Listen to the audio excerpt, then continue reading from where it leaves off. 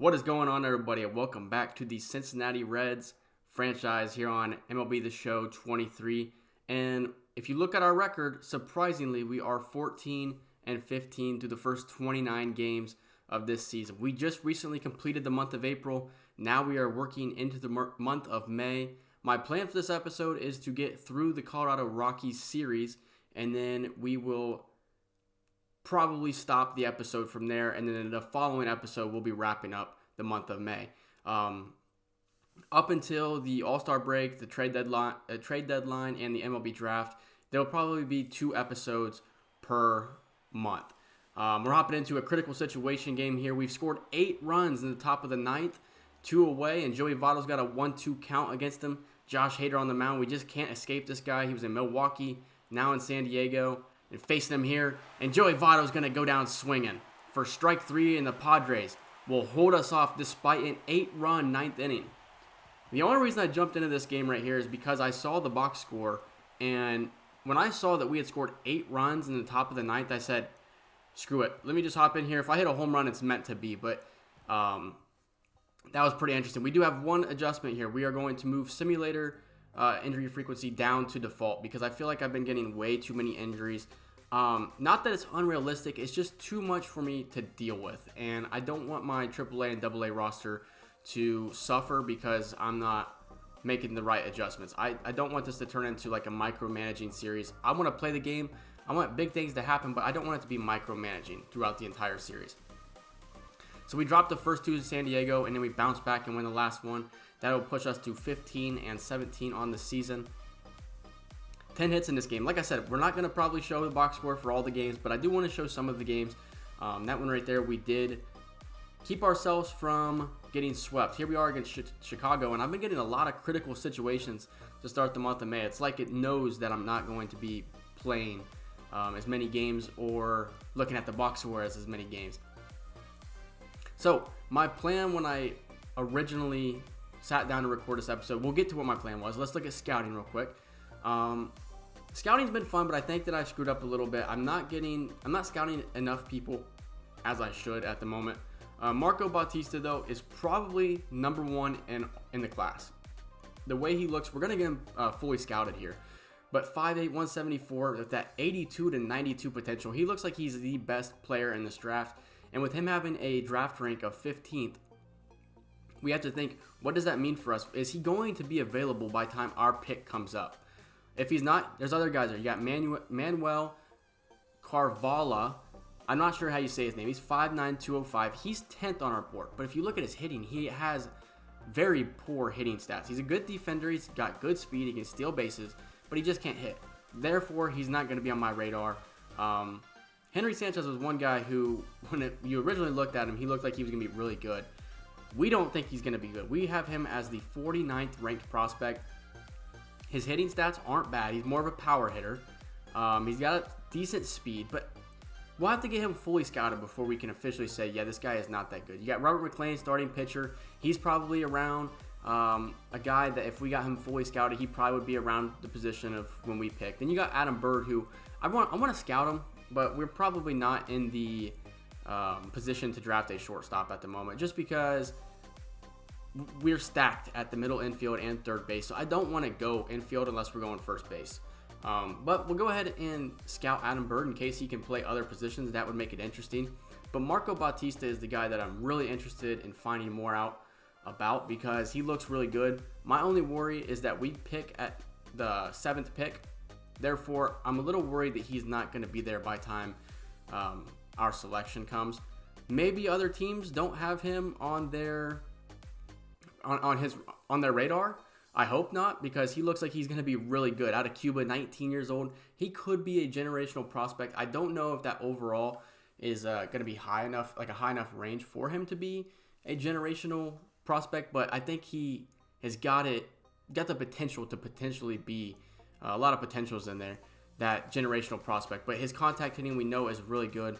So we're also going to look at starting pitchers in the Central region and find out a little bit more about the starting pitchers. I don't really have a specific starting pitcher in mind. There's a lot of them that are going to be really good. So I don't want to necessarily target individual pitchers. Let's just see and get as much data for as many people as possible. But as I was saying before we got into scouting, and that took a little too long, especially that final screen there. Have to edit that down next time. But as I was saying, my plan when I originally wanted to record this episode is my plan was to see how Elly De La Cruz was playing down at the AAA level. And if he was playing pretty well, my plan was to bring him up for his MLB debut. Unfortunately, he was batting .239 with only 2 home runs on the season. And it just felt like to me, I can't bring this guy up. Not right now. He's not ready. With that .359 on base, .339 slug, .698 OPS, that is just not good. And then defensively, he's been really bad. WAR is 0. He's got more strikeouts than walks. I can't bring him up at the moment. So if we're not going to bring him up for him to play at the major league level, we're going to go down to AAA and play a game with this AAA Louisville squad. Because I want to learn a little bit more about a couple of prospects down at the AAA level. Not just Elly De La Cruz, but it'll be interesting to see why have we been struggling. And we can also look at the bullpen too. We have no left-handed relievers. We have one lefty pitcher at the big league level, and that's Nick Lodolo. The rest of them are all righties. So Louisville's got a couple of lefties. So we're going to see 3 of them today in particular. We're going to start with Alex Young. Probably not going to see many highlights of him. I didn't necessarily come here to watch Alex Young. I came to watch, like the big 3 down at the AAA level, and then a couple of lefty relievers. But here we are, bottom 1. It's Xavier Curry on the mound for the Columbus Clippers, a team that I have watched a lot growing up. And Elly De La Cruz is up with 1 away with a runner on first. First at bat, we'll see of him at the AAA level other than last game. And he's going to pop this one into left center field for out number 2. So first pitch swinging, you'd like to see a little bit more patience out of your number 1 prospect. He has now moved up to the number 2 prospect in Major League Baseball as well. Here's Alex Young on the mound, 3-1 count. And he's going to get rocked to left center. And Alan Cert is going to have to cut this one off quickly. And he does, so that will limit the damage to just a double. Gets it into De La Cruz there. Connor Cox had a great game today for the Columbus Clippers. You will see as the game continues to go on. And what a play by Matt Reynolds. He throws on to Young, and that will end the 3rd inning. I got to say, Matt Reynolds and the base roster, he, if you watch the live stream, he does not look like he looks in real life whatsoever. Let's move to top of 4 here. You got 2 away with a runner on first base. Alex Young still on the mound. And this ball is crushed into right center field. And this one will certainly score a run as they have a 76 speed guy rounding third. And he's going to be in for the score. And the triple is not going to happen as he's thrown out trying to stretch the double into 3. Kind of lost my wording there, but nonetheless, the Clippers score a run. And now it's Elly De La Cruz up to the plate for his second at bat. 1-0 count for De La Cruz there. I would like for him to be sitting at more of like a 260 average with a better slug, better OPS. I'm okay if he strikes out, but if you're batting .230, that is not good enough for you to be at the major league level. And the 1-0 count, he's going to pop this one up to foul territory, and this one is an easy play. So Elly De La Cruz moves to 0 for 2 on the day, and they've both been weak pop-ups. I'd like to see him get more bat on the ball. Here's Christian Encarnacion Strand, who I may just start referring as CES. His name is so long it won't even fit in the game. And he's going to also hit this one into foul play, and it's Cox over there to make the play for the Clippers. So 2 away. Look like these same exact hits, just on opposite sides of the field. Here's Alex Young, still on the mound here. And this ball is driven into left field. Can Solak get there? He does. Runner tagging up to go to 3. De La Cruz gets the ball in, and he's there. So 1 away with runners on first and third, as Alex Young has pitched a pretty good game up to this point. Can he potentially get out of the small jam that he's in right now? Here's Will Brennan as he hits this one in the left field, and this one's going to get down. Runner is moving to third. Solak didn't know where to throw the ball, and he hesitated for half a second, so that allowed the runner to move from first to third. Will Brennan with the RBI single for Columbus. 2-0 to score. Palacios is going to hit this one to De La Cruz. Flip on to Matt McClain. He throws it on to Reynolds with the stretch for the double play. So the damage is done, and it's kept to just 1 run. Here's Elly De La Cruz up for his 3rd at-bat on the day. 1 away, bottom 6. And De La Cruz is going to go down swinging. Strike 3, and he is now 0 for 3 on the day. Very, very underwhelming performance when we checked out the player lock, and we've also checked out this game, he has played very underwhelming. This ball is hit down the third base line, and this is Connor Cox with a lead-off double here in top of the 7th inning. Daniel Norris is on a mound. He is one of those guys that I wanted to get a look at the AAA level, a lefty reliever. He's got some big league experience. And unfortunately, it just felt like he was pitching well, but he allowed this run here. It's a bloop single, you can't really help that. And he did come in and pitch part of the 6th, and he pitched pretty well. So that would bring in Bennett Sousa, who the Reds actually traded to the Brewers for cash just a couple of days ago in real life, but we're not going to be trading him. And Bennett Sousa has pitched really well at the AAA level so far this season. 1-2 count to the hitter for Columbus, and he's going to strike out. So Sousa does his job. Bottom 8, and it's Elly De La Cruz for his 4th at-bat. Runner goes. Strike 3 on De La Cruz, but the runner is in there safely. I believe that was Nick Solak stealing there. It was Nick Solak with the stolen base. So you get the stolen base. That's great.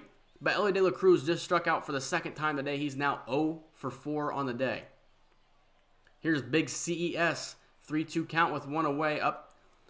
You need the run to at least score to make it a 2-run game. And Christian Encarnacion Strand sends this one in the right center. And this one will bounce off the wall. And he's into second with a double. An RBI double for CES, and the Louisville Bats are on the board for the first time today. Here's Alejo Lopez here, bottom 8, 1 away, runner on second. Lopez got really good contact, not great power, and he's going to bloop this one in the left field, and Christian Encarnacion Strand will round third, and this ball's off the wall and cannot be gathered. Alejo Lopez going for 3. He slides in, and he is safe at third with a 1-out triple, an RBI for Alejo Lopez, and the Louisville Bats have made this a 1-run game. With just 1 away, you have a runner on third as well. A little bit of a rally here in the bottom of the 8th for the Bats. While recording the audio here for this episode, I have noticed that the gameplay audio is a little bit off with what's going on in the game. Here's Chad Pender. He's going to hit this one into right field, and it's down. 3-3 the score here after Chad Pender gets the RBI. Unless I missed something. I think I might have edited something out, but the score did become 3-3. Here's Alan Serta up, and he's going to pop this one up to first base. And that will end the bottom of the 8th, in which the Louisville Bats scored 3 runs to tie this game up. Pleased with the way that they have played in this game, that is for sure. Here's Bennett Sousa on the mound. He's already got 2 away, making quick work of this Columbus Clippers lineup. And what a play by Alejo Lopez from the grass, and he throws him out. What a play by Alejo Lopez, as that's going to end the top of the 9th inning. We are now into the bottom of the 9th. Nick Solak up to bat, 1-2 count. Here comes the pitch, and he's going to pop this one into foul territory. And we have free baseball here at the AAA level, the Louisville Bats and the Columbus Clippers. Here's top of the 10th as Freeman is up to the plate. Runner on second, 3-2 count with 2 away. Hunter Strickland on the mound. Here's the pitch, and he's going to walk Freeman. So runners on first and second now with 2 away. And up comes Prize, I think is how you say his name. And it's going to be a strike 3. Hunter Strickland does his job perfectly in the top of the 10th inning. We can win this game now in the bottom of the 10th, and we have our best part of the lineup upcoming.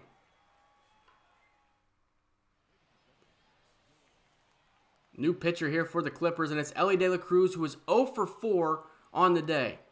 De La Cruz sends this one in the right field. It gets down. You have 84 speed, rounding third, coming to the plate, and he is out. At the plate, it's Nick Solak getting thrown out. As Elly De La Cruz moves to second, but unfortunately it's not going to matter. Christian Encarnacion Strand will hit this one into right field. Cox is going to come up throwing. 90 speed for De La Cruz, and he is out at third base. What an inning for Cox in right field. He throws Solak out at home, and he throws Elly De La Cruz out at third. He was responsible for every out. As now the Clippers are going to get an RBI base hit, and this is going to give them the lead now, and the runner will also advance to second. So 4-3 Clippers, and it just feels like this Bats team is now defeated at this point. Here's Ian Giebout. We've seen him at the Major League level this season. He's now down at AAA, and he will get us out of the inning. But now we have to score a run to continue this game, to keep it going whatsoever. They're going to send out Dustin Knight on the mound. It's Leo Lopez to start off this bottom of the 11th, and you have the runner on second as well. Lopez takes the curveball and sends it up the middle, and this one is going to score the Louisville bat base runner. I believe that is Encarnacion Strand. It is. So we are tied yet again here in Louisville, 4-4 now, off the bat of Leo Lopez, and he has played really good in today's game. We've seen him up at the Major League level in real life before, but I just don't think that his hitting stats are good enough to be up at the Major League level. He wouldn't be my first choice, let's put it that way. Chad Pinder's going to walk here. Now runners on first and second with nobody away. Matt Reynolds up. It's a 3-1 count. As Reynolds is going to swing at that pitch, and it's outside the zone, so a 3-2 count upcoming. 3-2 count. Dustin Knight on the mound. Here's the pitch to Reynolds, and he's going to hit this one to third. Double play ball in order, and it's thrown away. I have deja vu from the last episode, but this time we are going to walk it off, and we are going to win this AAA matchup versus the Columbus Clippers. It was so odd how we saw the exact same thing happen last episode at the Major League level, and we just saw it happen here at AAA. Double play in order, and you overthrow the man running the second. Twice we've seen it, and this time it's going to result in a walk-off error as we're going to win this game 5-4. I actually had fun playing this AAA game. De La Cruz was very underwhelming, like I said. He was 1 for 5 on the day. But we had some good pieces as well. If you look at the pitching, Daniel Norris, he pitched 1 inning, had 1 earned. But Bennett Sousa, I was really impressed with as well. He went 2 2/3 with no earned. So I did like the way that he played as well. So there's a little peek at what you can expect out of this AAA squad. Unfortunately, nobody's coming up yet. And it's a weird thing as well because you're 35 games into the season. This is when you would think about bringing guys up, sending guys down. But when I look at my lineups and I look at the guys at AAA, AA, the big leagues, you have players that are struggling, but you also have guys at the AAA and AA level who could take their spot, but are also struggling. So it's like, why would we do that? Why would we potentially bring somebody up who's not ready yet? Let's just rock with who we got at the Major League level. If I was going to bring anybody up, it would probably be Daniel Norris or Bennett Sousa. They would probably be some of the first guys that I would bring up early on here. So now we have scouting once again, and we look at Adam Berg and Marco Bautista. And I was pretty much right. Marco Bautista is number 1 on our draft board. He has a 85 to 97 potential, but if you look at his overall, there is a chance that when if he was available when we drafted him, that he could probably be a 57 overall, to start. And that's not terrible, but at the same time, it would be a lot longer before we would see this guy at the Major League level. Which kind of sucks. I want to see him within maybe year 2, maybe year 3 at the latest. I'd like to see him there. So that kind of sucks. But you also have Jeff Christensen here. He's the 12th best prospect on our board, but we have not scouted him. He has a higher overall than he's going to have potential, so that's really weird. He could be injured. We don't know why that's the case yet, but we have to figure something out soon about who we're going to take. We need a sure pick at that 7 pick. If Marco Bautista is there, he probably would be the guy I would take. But like I said, it would still be a while before we saw him. But we're not here to talk about scouting right now. We're here to talk about the lineup and talk about who's been struggling, who's been playing well. Jason Foster's been playing good. Tyler Stevenson's good. Will Myers has been playing pretty well. Spencer Steer down to the 233 now. And when you look at this squad and going back to the draft or whatever, it does look like there's probably a chance that if we did go draft, it would probably be somewhere in the outfield. That's our weakest spot. That's where we have guys that we're not, sold on being guys that are going to be here for a long time. Looking at the pitching as well, everybody's been pretty decent. I don't think that there's anybody that needs to be replaced yet. Here's Joe Adell. Looking at him, he is a guy who I think is in very, very big need of a resurgence in his career. I think he's a guy that needs to find himself a new home and have another chance at the big league level. I will say that I think he probably will be somebody that we pull the trigger on and try to make a deal for. What we would send that way, I don't know yet. I would think it'd probably be Jake Fraley and maybe a prospect that's not one of our top prospects, but maybe we send a package like Jake Fraley and Austin Hendrick to the Angels for Joe Adell. Maybe I'm foreshadowing just a little bit. I haven't made the trade yet. I'm just saying. Maybe I'm foreshadowing that it could happen, but you'll have to stay tuned and see. If we do make that trade, it will probably be closer to the deadline, just to see if the Angels have made their move to call him up yet. Here we are in a game against the Colorado Rockies, as this is the first game of the series. We see Nick Lodolo on the mound. We've seen him a lot throughout the series so far. I want to get more time with Hunter Green, Graham Ashcraft, because those are two other great pitchers that we have. But Nick Lodolo early on here in Colorado was struggling as he gives up the RBI double. Chris Bryant in Colorado has been playing pretty well this season.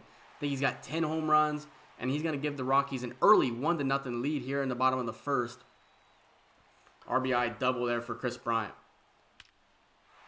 You know, in previous MLB The Show games that I've played, playing in Colorado has always been just a nightmare because they have power hitters, and their numbers are inflated because they're playing in Colorado, so their power numbers will always look better compared to if they played in a place like Baltimore, for example.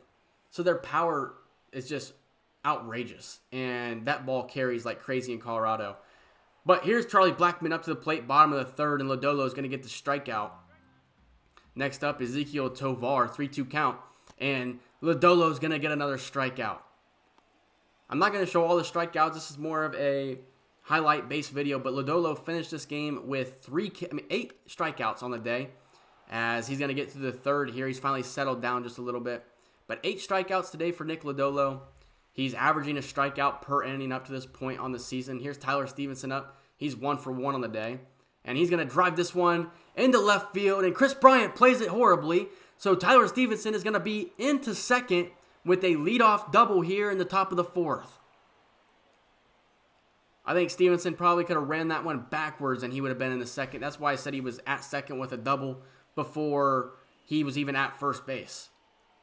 As it just kind of looked like Chris Bryant just played that ball pretty bad off the bat. So now Will Myers up to the plate, 1-0 count to him, still nobody down.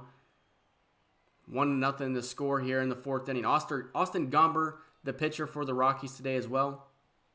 Forgot to mention that. And here's Myers. He's going to send this one into right field, and this one is down, and it's going to roll all the way to the wall, and this is going to be an RBI double for Will Myers, and he'll hold up at second with an RBI double. So back-to-back doubles for the Cincinnati Reds. Will Myers, the one that hits it this time. And now Spencer Steer up to the plate. He's been having a pretty decent season, the rookie for us. He's 0 for 1 on the day. Here's the pitch by Gomber. And Spencer Steer is going to send this one in the right center field. This one's deep, and it's off the top of the wall. Spencer Steer is going to have himself an RBI double. Back-to-back-to-back doubles for the Cincinnati Reds team. And that one was close to not being a double, to being a home run off the top of the wall. He probably missed it by a foot. Spencer Steer showing some pop in his bat. Something that we haven't seen a lot when we've played with him, but in simulation we have seen it. Here is Kevin Newman up to the plate now. There's 2 down, runners on first and second now. Kevin Newman started the series off with a bang for us, but since then he's really struggled, as this one's going to be a soft blooper into left field to end the fourth inning. 2-1 the score. We have the lead here in Colorado. Let's go bottom 4 here. It's Randall Grichuk up for the Rockies, and he's going to send this one into right center field. Friedel can't get to it, and this one is going to roll to the wall. Randall Grichuk is going to be into second with a leadoff double for the Rockies. Once again, this outfield just seems big as well. So if something finds the gap, it's an easy double. You're maybe even talking about an easy triple if the guy's got more than 59 speed. So Lodolo will get Nolan Jones to fly out to left field for out number 1. Zach Veen, the hitter now, 2-2 count. And Veen is going to hit this one over to India. India on to first, and there's now 2 away. So Lodolo is 1 out away from getting out of the jam here in the fourth inning. It's Elias Diaz up to bat now for the Rockies, 1-0 count. And Diaz hits this one deep to left field. Fairchild looks up, and this one is gone. The Rockies have taken a 3-2 lead here in the 4th inning. That's Diaz's first home run, 430 feet off the bat. And that's what I mean. The power numbers are inflated. I think that he had 65 power against lefties, and it's inflated because he plays in Coors. And 65 power in Coors is practically 90 power, in a place like Baltimore or Kansas City. I know that Great American Ballpark is a very hitter-friendly ballpark as well, but none friendlier than the Colorado Rockies Stadium at Coors Field. Charlie Blackmon will hit this one over to second, and that will end the 4th inning, as Lodolo's got to be a little frustrated, to allow 3 runs in 4 innings. You found a way to limit the damage in the 2nd and 3rd inning, but now here in the 4th, you allow a 2-run home run for Elias Diaz. But we move ahead to the bottom of the 6th, 2 down, and Lodolo is still dealing in this one. This ball hit by Veen into foul territory. Fairchild there somersaults, and he makes the play. What a play by Stuart Fairchild. As Nick Lodolo will go 6 innings, allowing 3 runs, 6 hits allowed, and he had 8 strikeouts, like I said. So all in all, not a bad outing at all for Lodolo. Here's Pierce Johnson taking over for Austin Gomber for the Rockies. As we move ahead to the top of the 8th inning, Jonathan India to the plate. He's 2 for 3 on the day. Nobody away. Here's the pitch to India, and he's going to hit this one into the gap. And Jonathan India's got a little bit of speed, not great speed, but he gets to it in center field, so that'll hold up India at second for a leadoff double. 3rd double on the season for Jonathan India. The bench is loving it, and we have a chance to tie this game up. Here's Tyler Stevenson to the plate. He's 2 for 3 as well today. And Stevenson will hit this one into right field. Ball is going to be caught. Can India make it to 3rd? We just saw De La Cruz get thrown out in the AAA game, but Jonathan India is in the 3rd with ease, as we have a runner on 3rd now with 1 away. We're a base hit or a sac fly away from tying this game up in the top of the 8th. Will Myers up to the plate. He's 1 for 3 on the day. And Myers hits this one in a deep left field. This one's back, and it's off the top of the wall. Just barely missing a home run. Tied game at 3 now. Will Myers with his 2nd RBI double on the day. And this one also was probably a couple of feet away from being a home run. I honestly think I've only hit 3 home runs so far this season, and they've all been with the most 3 unexpected players. Nobody that is notoriously a power hitter. Here's Jason Vossler up. He had a hitting streak coming in today's game.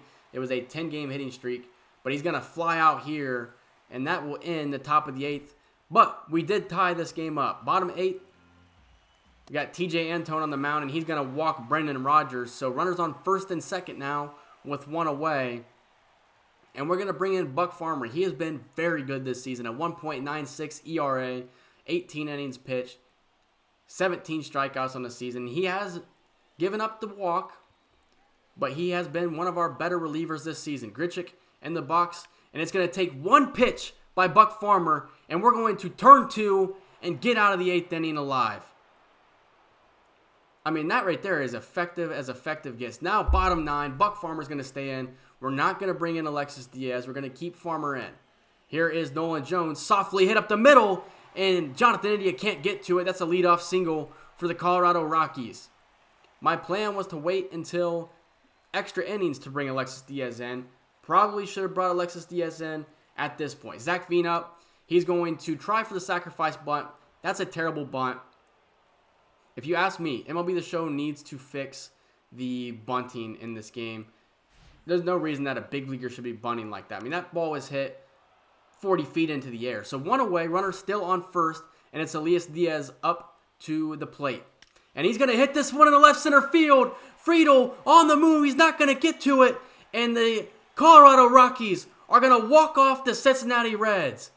Elias Diaz single-handedly won this game for the Colorado Rockies. He had the 2-run homer that gave them the lead. And then he has the the walk-off double to win this game. Just a terrible way to end this game because it felt like we should have played better all along. And when you look at the box score, which I'll show you soon, we had production out of 4 guys. The other 5 guys in our lineup didn't do anything at all. So it was a little frustrating to say the least, but that's what's going to happen. When you don't have a lineup that from top to bottom is really good, that's what's going to happen. As you saw, it was only 4 guys who gave us any production. Lodolo on the day, though, 8 strikeouts, 3 earned runs, 2 base on balls, 6 hits allowed, a 4.5 ERA just in that game right there. But that's going to do it for this episode, guys. If you guys enjoyed this video, I'd appreciate it if you guys leave a like, comment, subscribe, and it feels like we're finally into a groove here in this series. We have maybe 3 more episodes after this until we hit the draft and the All-Star break. I know that's what everybody is waiting for. And once we hit the draft, after that, we're talking maybe a video per month. I'm talking like 1 month in game will be 1 video. I got to try and find a way to make these videos interesting. If you guys do have any suggestions or ideas that you guys would like to see, please let me know. The next video I do plan on getting through the rest of May and playing against the Cardinals in a couple of player lock games and playing a game against the Chicago Cubs. And it's kind of hard to structure these videos. When I was playing the Detroit Lions Now or Never franchise, we knew what we were doing. We knew we were going to start in week 1 and our plan was to get to the Super Bowl, and that was it. This is a big series, so to try and keep this interesting is kind of challenging. So let me know what you guys want to see moving forward out of this series. I'm trying to do my best to make it better, to make it quicker too. 31-minute video is very long. And I'm trying to also improve my post commentary as well to the best of my ability. You might hear a couple in this video, but we're just having fun. If you guys enjoyed this video, leave a like, comment, subscribe, and I will see you guys in the next video. See ya.